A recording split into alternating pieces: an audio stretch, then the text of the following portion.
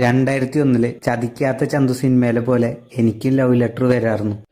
അതിലെനിക്കും അറിയില്ല അവള് കാണാൻ എങ്ങനെ ഇരിക്കുന്നു, അവൾക്കും അറിയില്ല ഞാൻ കാണാൻ എങ്ങനെ ഇരിക്കുന്നു. പക്ഷെ ഞങ്ങൾ കത്തുകളിലൂടെ പ്രണയിച്ചു. എന്റെ അച്ഛനമ്മയും വീട്ടിൽ നിന്ന് മാറി ദൂരെ എവിടേക്കെങ്കിലും പോണ ദിവസം അവൾക്ക് എന്റെ വീട്ടിൽ വരണമെന്ന് പറയായിരുന്നു.